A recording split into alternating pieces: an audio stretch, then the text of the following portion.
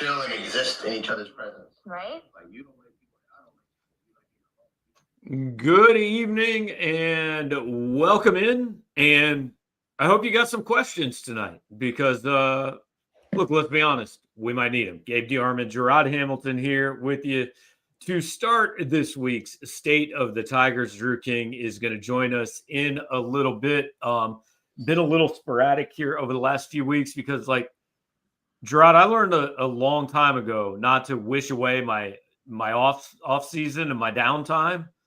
But like, we out here in the wasteland of the off season right now, man. Like, I don't know if I've ever done this where there's just nothing happening.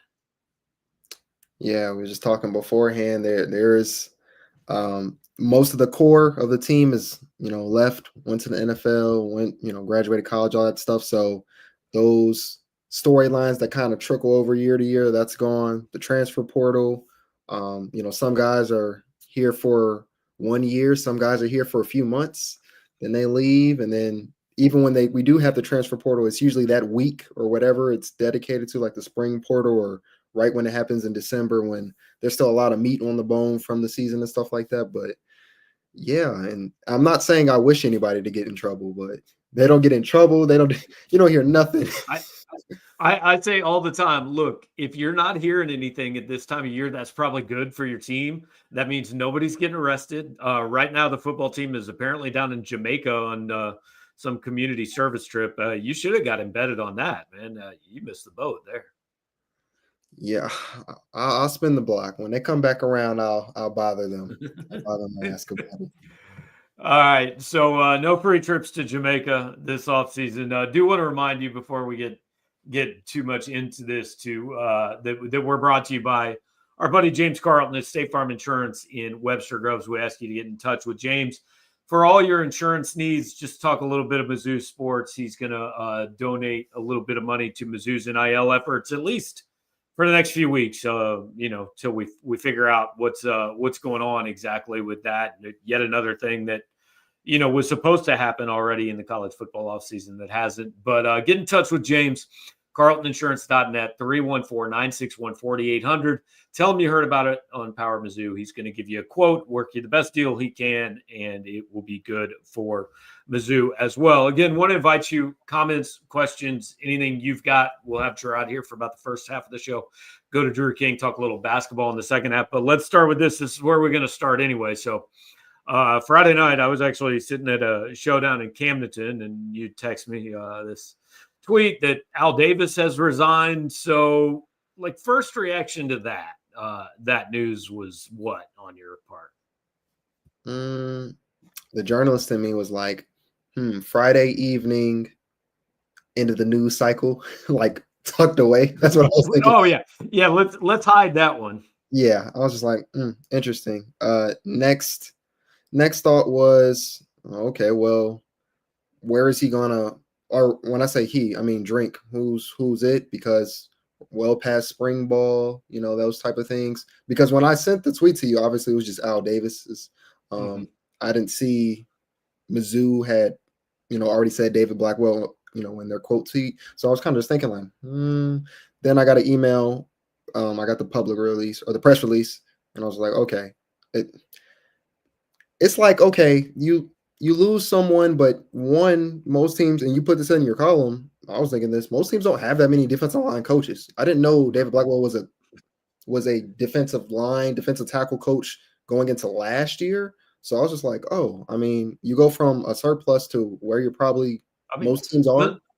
Missouri had 3 defensive line coaches. Dude, there's only 4 defensive linemen on the field. Like, that's a pretty good coach to lineman ratio. Everybody's getting a little getting one-on-one time, but I just thought, okay. So what do you think happens in practice? Like, they look at the best guy and go, okay, you don't need to be coached today, or do they just look at the worst guy and go, we're not wasting our time on you? Like, if you're the one defensive lineman that's not getting coached, are you over here going, all right, I must be pretty good, or oh man, what's wrong with me? They ain't even paying attention to me. Everybody else is getting one-on-one coaching. I think it depends on the day. How was Chris McClellan feel today?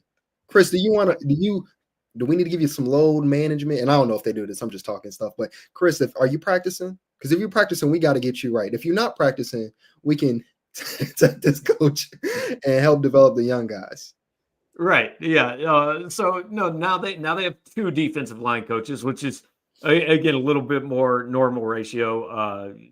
Defensive tackles is I believe Blackwell, defensive end still Brian Early. And look, I know the first reaction, and I know message boards and Twitter and everything wants to say, well, what's the conspiracy theory here?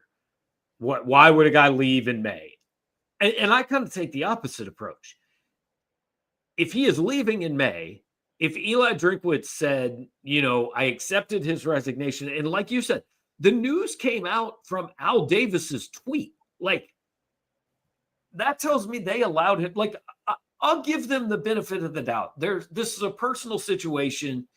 Like, nobody's leaving this job in May to take another job. I'll believe what he says. It's a personal situation. He's got something going on, man.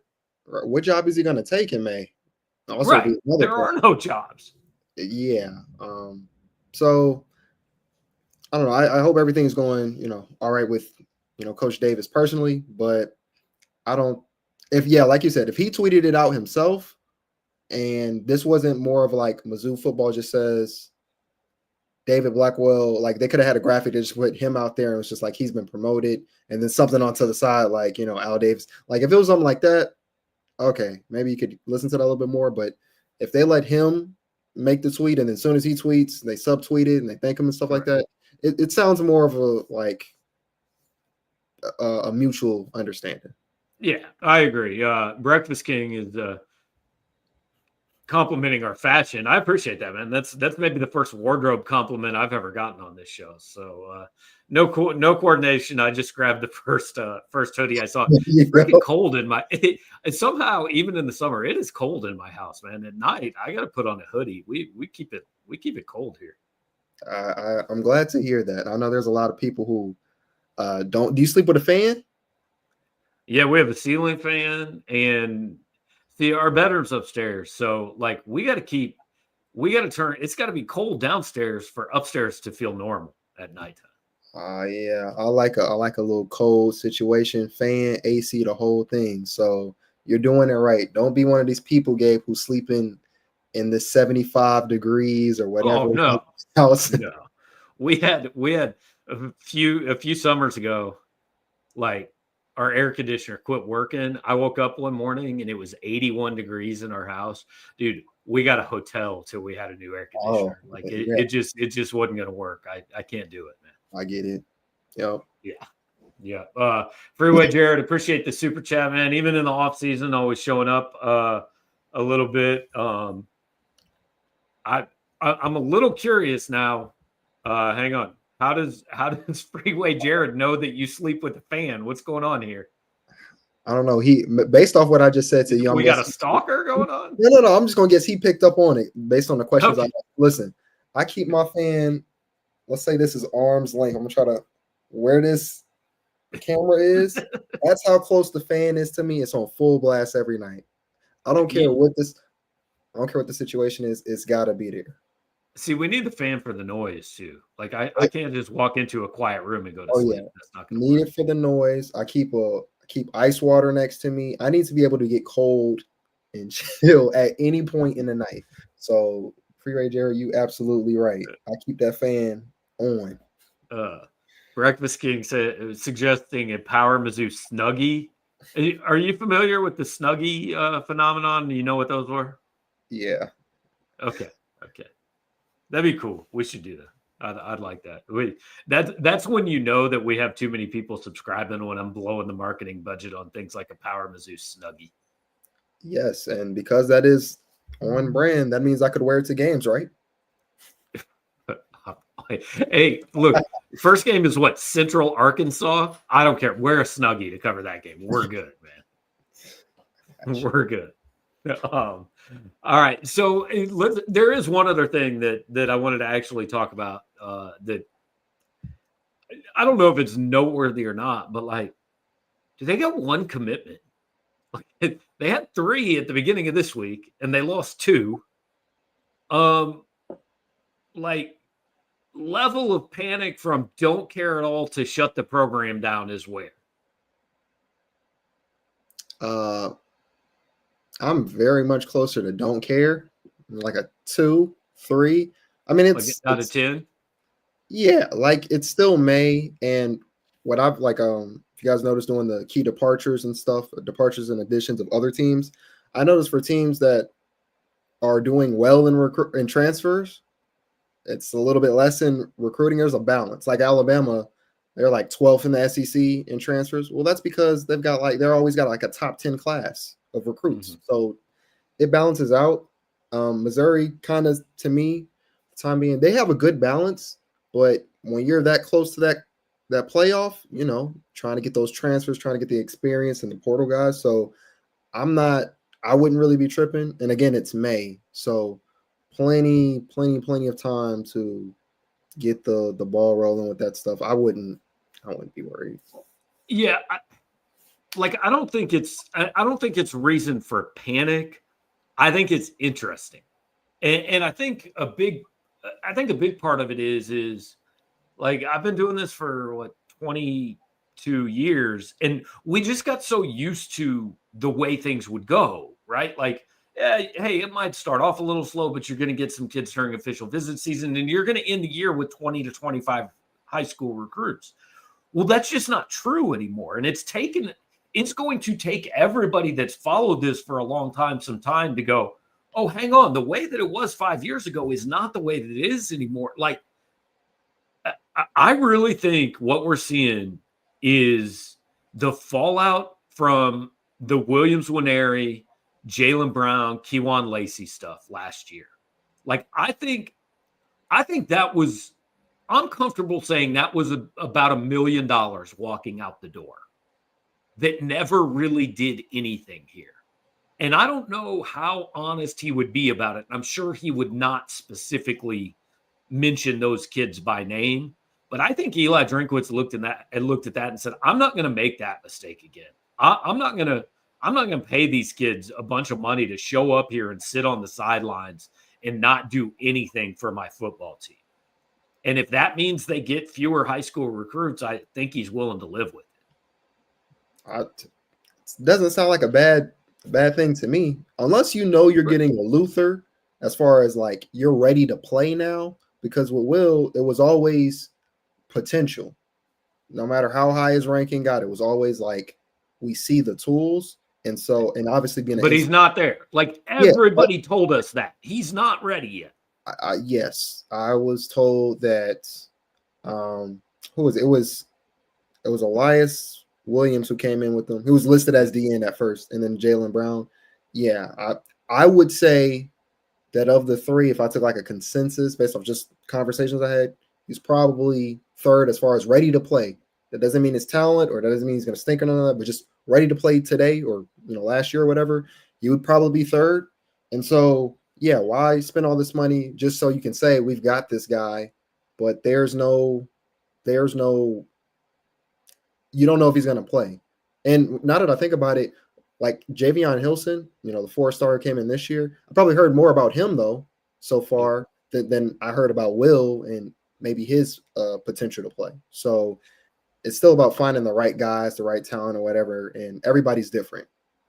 Right. Like Javion Hilson, he's going to play this year. Donovan Lubade, going to play this year.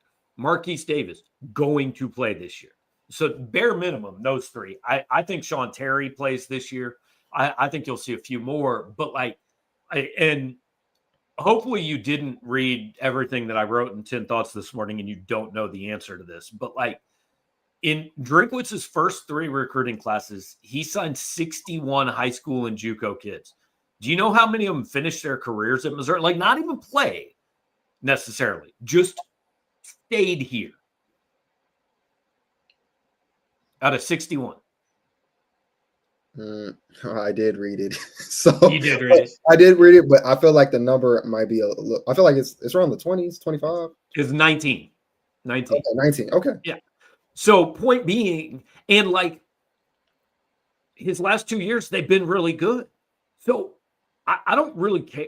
However he's doing it is working. I'm not really going to question it. Whatever he's done, whether it's, hey, I'm really good at the portal or what, I don't care. It's working. So If he wants to sign one guy in December, I guess that's fine.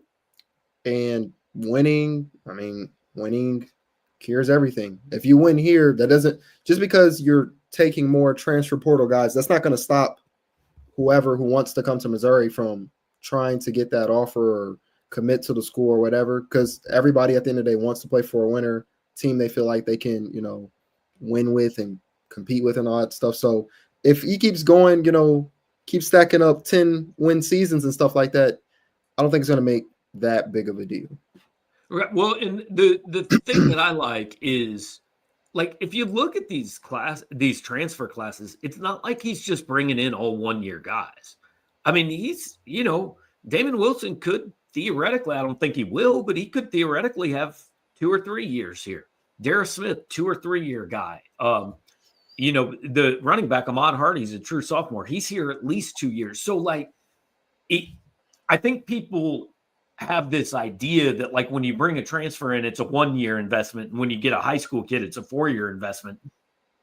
Not necessarily. A lot of high school kids are here 1 year and a lot of transfers are here 2 and 3 years.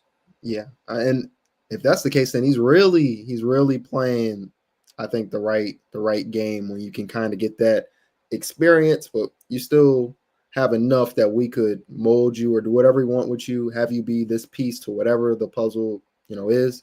Like, that's doing it the right way, because obviously with high school, you've got to, not everybody is like Donovan and Javion where you feel so hype about them and you're like, oh, we're going to instantly play them. You kind of got to mold them, like with Clay and stuff like that. And then also the 1 years, you're trying to be delicate with them. Like that. Think about Nate Noel last year.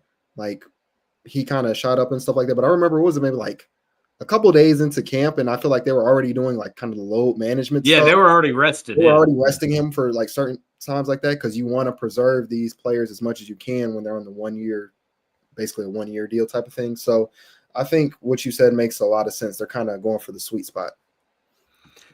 All right. So I wanted to put this comment up from David Carnell. Been reading a lot of articles saying 6-6. So I want to stop right here real quick. I know there was a post on our board about some guy that was I don't even know who it was, but a guest on that SEC podcast that predicted 6-6. So I got to ask for clarification here. Are you reading a lot of people saying 6-6, or did you see one guy say 6-6? Because I'll be honest, I don't even see a lot of people. Like, maybe there's a lot of people making predictions out there right now. I don't see them because, like, I don't really give a shit what anybody says about the college football team in May, what the prediction may be. But, like, let's just do this floor and ceiling.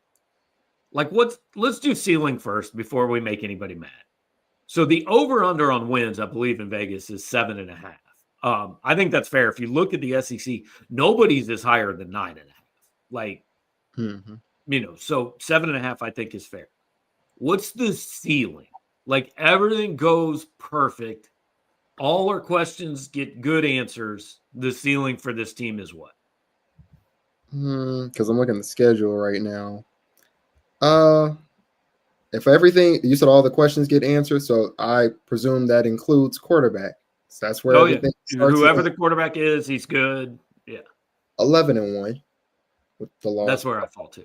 Probably being to Alabama. And see, I don't like, they could beat Alabama, but I just, like, I don't look at this team and say they're going to beat everybody.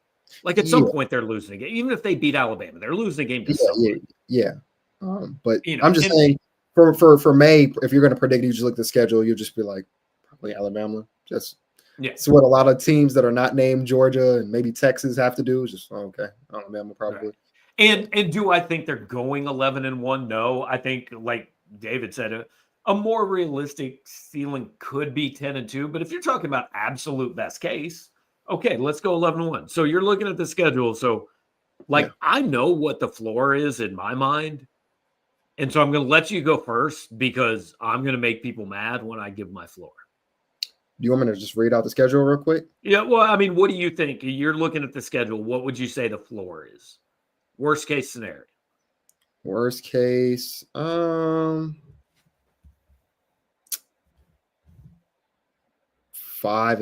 is like the work. Like, I think it's 6-6 is where it's the bottom, but at worst, you can't be under 5-7.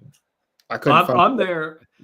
I fall to 5-7 because here's how I get there. Okay, you're winning your first 2 games, or you're winning your first game, right? I'm a Central Arkansas. Corliss Williamson's not going to beat you. Scottie Pippen ain't coming in and winning that game. So Missouri goes 1-0. But like, look, do I think they're losing to Kansas in week 2? No, I don't. Agreed. But it would not be the biggest upset in new quarterback, new offensive line, takes them a minute to find their footing. KU brings back some guys. They got a good coach. They figure out a game plan. If they win that game, then all of a sudden, like, you've got a team kind of reeling and looking for some confidence. And South Carolina comes in here, and Bama comes in here, and A&M and Oklahoma and Auburn. Like, none of these are gimme games. So if we're talking absolute floor, I fall 5-7. Now, do I think that is the realistic floor? Probably not. I would say if we're going realistic, I think this team's somewhere between 7-5 and 10-2. Like that's my more realistic ceiling and floor. All right. And again, with so many players, especially, quarterback being a question and us not knowing really what Bo can do, what Sam can do, your prediction really is based off, and when I'm saying you, talking about whoever's watching or listening, would be based off of how high you are on said quarterback and what you think they can do, and then you'll base off of that. Since we really don't know who's going to be the quarterback or what their floor or ceilings may be, yeah, you just kind of have to be general and be like 7-5, 9-4 based off of the other things around them, running back, defense, defensive line, linebacker, like stuff like that. That's kind of how I get there. And that's why, just prepare yourselves, Missouri fans. That's why nobody's going to really pick your team to be any good this summer. Because you've got a new quarterback that nobody knows anything about, and you lost the biggest names on the team last year, right? Like Luther Burden is gone. Theo Weiss is gone. So nationally, people are just going to look at that and go, new quarterback, no Luther, no Theo. Oh, by the way, like what everybody's missing is they weren't very good on offense last year anyway. So that's my problem with this time of year every year. Everybody bases this completely on how many guys are coming back. Well, why do I care if you brought everybody back from a team that went 3-9? Or like, honestly, with Missouri, why do I really care that you lost the quarterback, the running back, and the 2 receivers from an offense that frankly wasn't very good last year? I know that makes sense, because going into last year, the talk was, because I think the year before they had maybe a top 35, 40. I can't remember. It may have been way higher than it. It was solid. Maybe it was 24, good. Something like that. But well, that was the Cody year, so I'm going to guess they were top 20, but I could be wrong on that. Yeah, but you get what I'm saying. Coming in to last year, all this continuity, having 8 starters come back and all that stuff, and you kind of saw like that doesn't. Sometimes, what does that mean? What does that mean? Like, we always like to assume you bring this back or you do this and that, and it's automatically improvement, and it's not like that all the time. Right. And yeah, just because everybody's back, like you said, they don't necessarily get better. But also, again, like, everybody coming back off a bad team isn't necessarily a good thing. And point being, like, nobody's really going to fluff up your team this summer, guys. Like, I think the optimists will pick from the outside will pick Missouri to be about 8-4. I think the consensus on Missouri will probably be about 7-5 this year. In my mind right now, though, I'm gonna say 9-3, 10-2, but I'm still kind of just, without making a quarterback decision, I'm just assuming whatever the quarterback, based off what Drink has told us, they're solid. And if you're solid with a good run game and a good defense, you can definitely go 9-3, or and 10-2 if that run game is really strong, and then if the quarterbacks are even, like I said, if they're okay, you can add some passing elements. You can make something work. So I'll leave it there for now.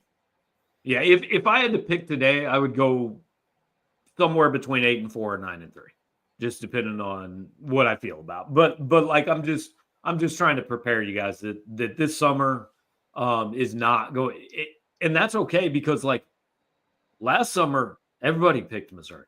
Like Missouri was like 11th in the country last year, and guess what? Didn't end up that way. So I don't think that they are going to allow the preseason AP poll to determine the college football playoff next year. Although honestly, they're making enough changes. Maybe they'll just do that. Maybe they'll just go AP poll, voted in August. We pick the playoff teams. Boy, oh boy, would I love to see Florida State. Love to see Florida State get their lick back. Florida State, Notre Dame be in there. Nebraska would have a chance every year. Yeah, for sure. All right. So I don't know, man. Anything else going on this summer? Official visits start in a couple weeks. Camp season. Yeah. Well, we just talked about how camp, like stuff like that, even camp season kind of gets affected a little bit. Don't even matter. Exactly. They don't, especially when you can tell which way a team is leaning as far as are they the transfer portal team or are they the recruiting team? Right. We've just said that Mizzou is kind of leaning towards transfer portal team. So I don't know. All right, we got one last football question here, and then we got one that I want to bring Drew in for too. Danny says, "Does your floor or ceiling change based on who wins the quarterback job?" I don't know if it changes by that much. Maybe I go from 9-3 to 10-2 or something like that. I can make arguments. If Sam Horn wins, I still say 9-3, 10-2. But my thing is, you brought in a quarterback, you paid this money to this other guy. Is he not good enough, or is Sam that guy? Like, that's where you kind of get lost at for me. Here's why it wouldn't change my feeling at all, because like, again, I just trust that Eli Drinkwitz is going to play the best guy. Like, I don't know one damn thing about Bo Prabula or Sam Horn as a quarterback. I've seen Sam play like 15 snaps. I've seen Bo play 0. So I don't know what they are as college quarterbacks. I'm going to trust the coach to pick the right guy. So my pick is my assessment of this team is just, hey, there is a guy at quarterback. I don't know which one it's going to be, but there is going to be somebody at quarterback. All right, so we're going to pop Drew King on the screen here with us because there's a question in here that I wanted to put up while both of you young people are here. Freeway Jared says, Gabe made a reference. Are you old enough to know who Big Nasty is? We're talking college basketball here. I think I do, but I want to see what Jarod does. Maybe when you I mentioned him on the show. Is the only reason this slipped me because I don't remember him, hearing him say this. But maybe when you say it, I'll know. So we're gonna see. Is it Corliss Williamson? It is Corliss Williamson. Thank you. Let's go. I'm hip with Corliss Williamson. I didn't know that was his nickname, but I'm pretty sure it's former 6th man of the year, won a chip with the Pistons. I have no idea. Once he left Arkansas, he ceased to exist in my world. I have no idea where he ever played the NBA. Gabe, we still got to do the podcast where you give us players and we got to guess what college they went to. That's got to be so maybe that might be next week's show. Like, I'm just going to pick out random pro football and basketball players, and you guys are going to have to tell me where they went to college. And like, we're just going to get older and older. Like I'll start with guys that you'll know, and then I'm going to go back to guys that you're going to be like, but that dude died last year. How would I know where he went? Oh man! So you better study up because it's going to be my goal to stump you guys next week. So. It won't be hard. We have to do it because I will study. I will just be looking. Okay. I'll go down a rabbit hole of Wikipedia like I'm an 8-year-old again. So next Monday night show, that's what we're gonna do. We'll give you a sneak. I just random guy just popped in my head. You guys should both know this, I think, even though he's an old guy. Stephon Marbury. You know where he went to college? Yes. God, I do. Can I go? Yeah. Yeah, go ahead. He went to Georgia Tech. He did go to Georgia Tech. Wow. Yeah, so. Okay. All right. for some reason I thought he was a straight from high school guy, but I was gonna say Georgetown, but I was like, I'm nah, wrong. Okay. Georgia Georgia Tech. Tech. All right. So this is going to be next week's show. I'm going to come up with a huge list. We're going to keep score. The winner's going to, I don't know what the winner's going to get, but we'll figure it out. We'll figure it out. Here, Nick wants to know if we can get a Drew Jarod crossover coverage for a game next year. So you guys could like, hey man, I'm good with sitting out games. I just sit here on YouTube and talk shit for a couple hours. So when he says crossover, am I covering football and Jarod's covering basketball? Are we like trading a game, or are we just both at both? Teaming up? I don't really know. Yeah. Well, I think we definitely need to. I need to be at the football game with you, and you need to be at the basketball Right. game. Yeah, because I was going to say, like, they're still paying for this product. We don't just want to be like, yeah, for the South Carolina game, we just have the basketball guy cover this one. Yeah, Just making sure. All right. Well, Jarod, unless you just want to hang out with us for another 30 minutes, man, we'll let you go about your day, turn your fan on, and enjoy the evening. You know what time it is, Gabe. I'm about to do that. All right. Have a good one, man. We'll talk to you. Y'all later. All right. That is Jarod Hamilton. I tried to remove him. It didn't work. I don't know what I'm doing here. Okay. We're both here now. I'm just moving people all over the screen. It's me and Drew. We're going to talk a little bit of basketball. So, all right. Let's start the same way we started with Jarod, man. Kind of boring out here. Not a lot going on. It's a little slow this time of year, which is why we probably need to do the Where Did He Play at College podcast next week. 100%. Like I'm just trying to figure out ways to fill shows at this point. So we will do that next week. Let's kind of start the same thing. We did a panic meter with Jarod. 1 to 10 panic meter that JJ Andrews went to Arkansas. Panic meter for JJ Andrews, 2 is that, and that feels high. Like it's right. I just wrote a whole column about how like I don't think high school recruiting really matters anymore a couple of weeks ago. So like missing on this guy when A, he might not play next year, and B, might transfer the year after that. I don't view it as that big of a miss. Like it would have been cool to get him, sure, but I don't think it's the death of Missouri basketball. Yes, I certainly agree with that. But I would go panic level that you didn't get him like 1. Whatever. I really don't, unless he's a top, like if they were linked to AJ DeBonsa and didn't get him, right, I might go panic level 3 or something. Yeah, and thought they were going to get him.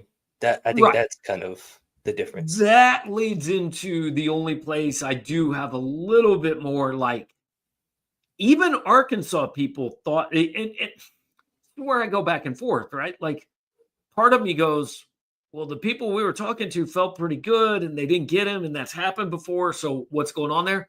But like even Arkansas people that I was talking to as of, I don't even know what day he committed, Thursday.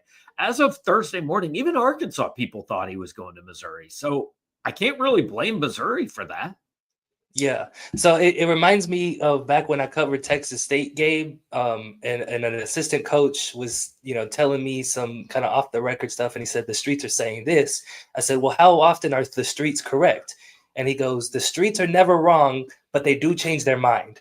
So I think that's kind of the case of what happened here.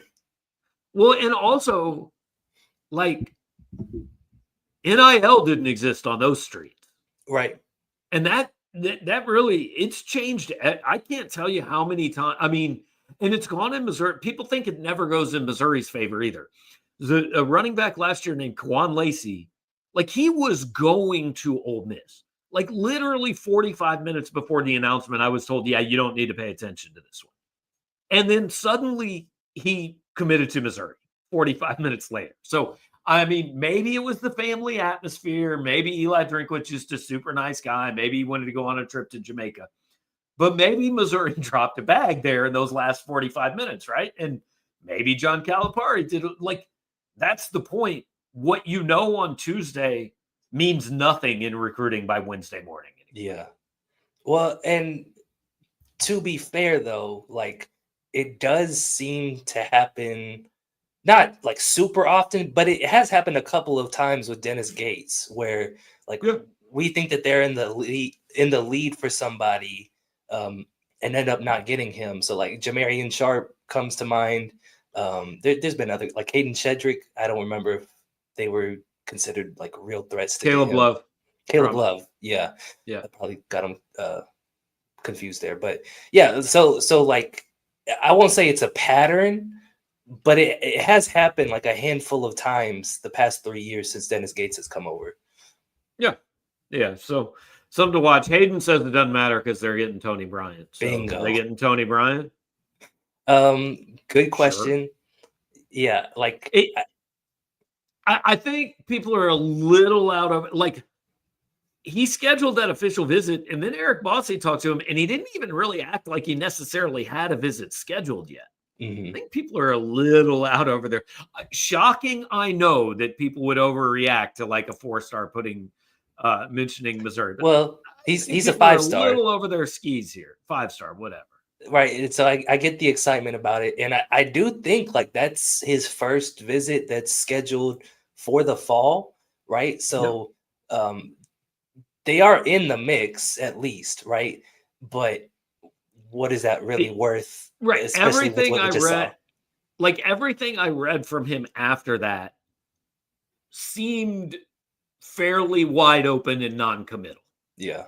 It wasn't like I love Missouri and I know I'm visiting there and we'll see what else. It's like we'll see. Like they have a chance, but I think I'm just trying to avoid the oh my god, the sky is falling in case they don't get it. You know. Yeah. Well, and I'll add this too. Like the NCAA changed the rules where guys can take as many official visits as they want, and a lot of them like to take advantage of that and go see as many schools as they can. And so, like, I think Tony Bryant's going to be one of those guys who might get up to double-digit visits with just the offers that he's bringing in so far. That seems like it would be awful. There's no part of me that would want to do that. It's a lot of steak dinners. A lot of steak dinners. Yeah, but like they all just become the same. And also, all these coaches are lying to you the whole time. So, like, why is it? Yeah, I don't know. And I'm not trying to spend any more nights in a hotel than I have to, but I'm also not 17 years old. So maybe it was right. I don't know. There's something else that, you know what might help with some of this would be a GM. We heard they were going to hire one. I guess they're still going to hire one at some point. Hadn't happened yet. Yeah, that's and when I asked Dennis about it at the Zoo to You tour in Kansas City, I was like, "What are you kind of expecting for that role?" He said, "TBD." That was the first words out of his mouth. I don't know that Dennis even knows what he wants out of that spot. Here's what I want to happen with the GM job. Like I want to go through this process. I want a couple of interviews out there. I want a couple of candidates' names out there. Then in the end, like I want a press release that says Missouri has hired Dennis Gates as basketball general manager. It'd be like when Jim Halpert selected himself the employee of the month. That's what I mean. And then when people complain, it's like he hires his wife as the GM or something. I think that'd be a perfect bingo. That's perfect. No. So here's one thing that I find interesting about it, though. What Dennis has said about the role, it doesn't seem like the same kind of GM position that we're seeing at other schools, right? Because in general, most places I feel like the GM is somebody who is like a former alum, has like really good ties to the school, and is just kind of there to schmooze the donors and get them to throw more money. Those are like some of the the Trae Young thing, those are like the ceremonial. Those aren't real jobs. Yeah. But like some of these places have hired actual general managers, and like those aren't just random former players. Yeah, and that kind of seems like what this job is going to be for Mizzou. We assume, because Dennis has talked about he wants this person to have good relationships with agents, kind of be on the lookout and kind of help with the player evaluation side of it, especially in the transfer portal. So it is going to be like an actual role on the staff. It's not just going to be like, hey, Trae Young gave us a lot of money, so we're going to call him the assistant GM.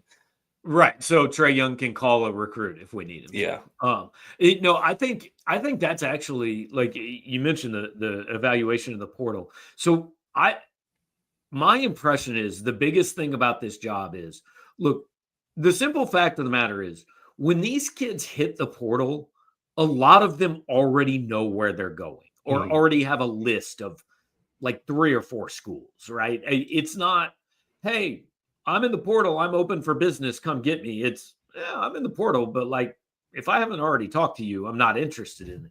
This person's job, I think, is to do a lot of that early legwork of like, I don't think they're going to be out there saying, these are the guys we need to recruit.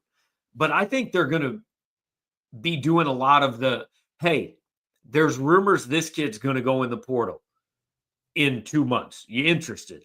Hey, here's a list of 20 guys. Tell me the 4 you really want us to focus on. And while the basketball coaches are actually, shocking as I know this may be, coaching a basketball team, this guy has, because they're insistent on putting the portal at the stupidest times they can possibly find, like in the middle of the NCAA tournament, then this guy is doing a lot of that other work and laying the groundwork for then when Missouri does lose in the tournament and has to immediately start hosting visitors, that's when Dennis Gates and the coaching staff steps in. Yeah. And so we'll see who they end up bringing in. I don't know what you want to say about that part, but I mean, look, guys, we've heard some rumors, and I'll be honest, 2 weeks ago, I thought this thing was kind of done, and I'm less sure about that now. Yeah. So I don't really want to say anything because I don't know. It seemed like there was a lot of momentum. It was, I think, 2 or 3 weeks ago. And now that, I don't know, nothing's happened. And so we'll see. Right. So it's still very much up in the air, it feels like. So like you said, maybe it'll be Dennis Gates and hiring his daughter to be the GM. That'd be, how old is she? Like 6? Yeah, probably something like that. Okay, that'd be cool. But I want him to hire himself first, and then I want there to be outrage, and then he can hire his daughter. What if it's like, because he's technically the Witten family men's head basketball coach, what if he can also be like a different family Mizzou general manager?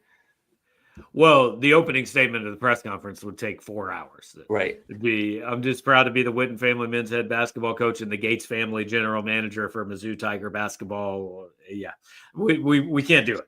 We can't do it. All right. We do have a couple of basketball questions. Magic Man says, will Mizzou use the last scholarship? So let's handle that one first. I don't think so. Doesn't seem like it. Yeah. Which is a little bit surprising to me. Just because it's so anti what he's done. Yeah. And on top of that, it does, to me at least, feel like they still have kind of a pressing need for some outside shooting. But like, who's out there that you're going to exactly? Well, yeah, at this point, nobody. But and I don't want to say nobody. Like, in theory, right? In hypothesis, somebody could decide to withdraw from the draft, like a Boogie Fland, and look around and see who has a spot. And go to left. Gainesville, Florida, and play for Todd Golden, which is what he's going to do. But that doesn't seem like it's going to be the case for Missouri. I think they're cool with just standing pat right now. And like, I want to be clear. I have given Dennis so much crap for playing 827 guys and putting so many guys on his roster that I absolutely have no right to criticize him for leaving a spot open. So I'm perfectly good with this. Whoever you're going to bring in is not playing this. Like, I don't know if the team was better, worse, or indifferent for Jeremy Sanchez being on it last year. But like, for my purposes, it matters to me zero whether that spot is used on a guy like Jeremy Sanchez or not. Yeah. So, and like, we'll see what happens with the house settlement, right? If they say like, no, you have to include walk-ons, you might see like a Danny Stevens or a JB Brown come back, but it's not going to be somebody who we think is going to play substantive minutes next season. Right.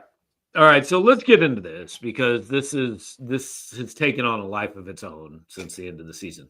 Is there any way we can get some help with the NIL funding? It's hard to compete when you have no money to compete with other schools in the SEC. Look, I do not think Missouri is the richest school in the Missouri is not throwing around Kentucky and Arkansas money. But I also absolutely do not think they are at the bottom of the barrel in the Southeastern Conference. Anthony Robinson and Mark Mitchell did not come back for free. Mm-hmm. For that matter, Trent Pierce didn't come back for free. Sebastian Mack didn't come here for free. Like, you can complain about the guys they're getting. You can complain about the fact that they don't want to spend $2 million on a player. But like, that doesn't mean they're broke. They don't have $10 million, but I'm fairly confident they're swimming in at least that $5, $6, $7 million range, So like, it's not like they have no money here. They have more money than most teams in college basketball probably do. Well, most high majors, I would say, like, they're in the biggest. I would say they're at least middle of the road for high major. Yeah, would be my guess, and I don't know that, but that would be my guess. Right. So, like, you look at a school like Texas A&M right now, which just brought in a new coach and had to completely clean. They had to sign like 27 guys. They haven't yet. That's my point. They still have like 6 spots open right now, and so like, Mizzou doesn't really have that problem. Mizzou's got a full roster to work with already. And I get the feeling Texas A&M either has spent all that money or like hasn't found anyone left that they want to spend it on. So like you said, like, I think a lot of whatever Mizzou's budget went toward keeping a Mark Mitchell and an Ant Robinson and everyone else that's coming back next season. Like, that probably they're bringing back more people than anybody in the SEC. Yeah. And again, they didn't come back for free. And I feel like I'm already so exhausted. It's only May 19th. But like, it's the same discussion and look, guys, I don't know if it's going to work. I'm not telling you, like, Drew will vouch. I was not Trent Pierce's biggest fan at the end of last season. I'm not telling you this is the right move and the right roster. All I'm telling you is this is what they're doing and why it's working the way it's working. And I am fine if the argument is it's frustrating not to be able to compete with Kentucky or Arkansas in NIL, but I am not fine pretending Missouri has no money and is poor. Like, Are you telling me Missouri can't compete with Vanderbilt, with Ole Miss, with South Carolina, they have to be spending more money than those teams in basketball. Yeah, I'd agree with that. Here's what I will say, right? And this is the part of the argument that I think is valid, right? You've got an all-SEC player, Mark Mitchell, coming back. You've got an all-SEC defender, Ant Robinson, coming back. And you've got, some supporting pieces. Like, why didn't they try to quote unquote go all in on another guy at that level? Right. Because maybe the money's not there for that. Right. Like, again, this is what we're talking about. Maybe they have 6 or 7. I'm fairly confident they don't have that 10. Like, Arkansas spending more. Kentucky spending more. So I guess my point is, like, whatever you spent on Sebastian Mack, Javon Porter, and Sean Phillips, like, could you have combined those amounts to get, just to throw a name out there, Keyshawn Hall, right? And just throw an absolute truckload. So you're getting one guy instead of 3, right? And you'd obviously have less depth, which goes against what Dennis Gates has been about his whole career. But you'd have big 3, really, in my mind, like an Ant Robinson, a Mark Mitchell, and a Keyshawn Hall, or somebody of that level, right? And you can only play 5 guys. Right. But again, now we're getting more into the arguing about the approach, not we're not arguing about the total amount of money. We're arguing about how he spent the money.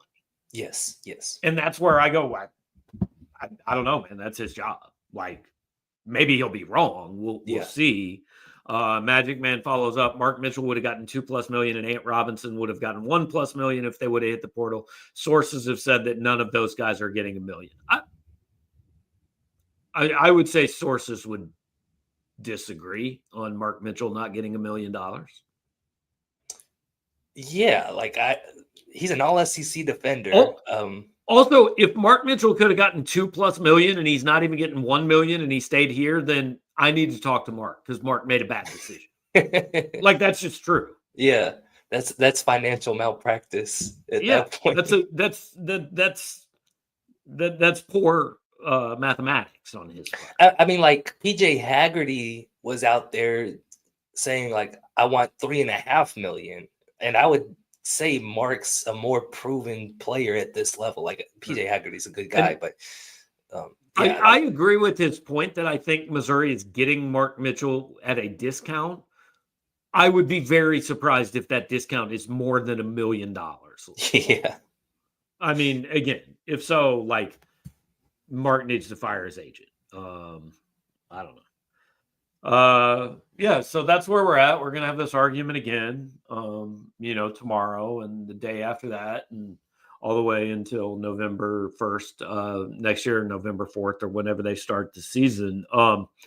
Drew, are you just going to start going through like old college basketball reference and just studying up for next week? I'm thinking I might take the same approach that I took in college, which is like, let me just cram 10 minutes before, so it's all fresh inside here, and then just kind of wing it, hope for a B+, something in that range. I was trying to think of like a good San Antonio Spur to throw at you, but like if you don't know where Tim Duncan went to college, then we can't talk anymore. Wake Forest, I know that one. Yeah, and like none of the rest of their players went to college because they all came from like Russia. Yeah, Russia, Argentina, Brazil, France, that kind of thing. Yeah. So, but I'll come up with some good ones next week. We'll do football. We'll do some basketball. I'll just throw in, like, I'll just randomly make a person up and throw them out there and see, and have you guys very frustrated. This person doesn't even exist, So, all right, man. Well, appreciate you hanging out. Appreciate everybody hanging out here with us. Like I said, trying to get you a show. It's slow right now, guys. We're reaching, but next week will be fun. Either Drew and Jarod are going to look like really good students, or I'm going to make them look really dumb for an hour. So that'll be a good time. I'm afraid what's going to happen is I'm going to forget we're doing this, and I'm going to have to just be like looking up guys on the fly. So. I did want to say thank you to everyone who has contributed to the Drew King Backdrop Fund over the years. We finally made it happen.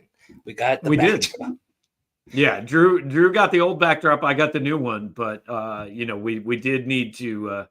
We all three have one now. Yes. Yeah. So sorry, Sean Williams, not yet, man. All right, so appreciate you guys hanging out. Like, comment, subscribe, do all those things. More important, get in touch with our buddy James Carlton at State Farm Insurance in Webster Groves, Missouri. If you live in Missouri or Illinois, check them out at carltoninsurance.net. 314-961-4800. Do you want to interject something here? Yeah, I just wanted to say I wanted to give a shout out to James Carlton, like unironically. I had an issue with my car loan where like my insurance, my whatever paperwork wasn't up to date. I had to call James Carlton's office. They took care of it in 15 minutes. So I really appreciate them. There you go. So you don't listen to me, listen to Drew. Real life testimonial. James Carlton's your guy. Get in touch with him. 314-961-4800. Thanks for listening, guys. We'll be back next Monday night, 7:00, where I will make Drew and Jarod look bad for 60 minutes. So that'll be fun. Talk to you then.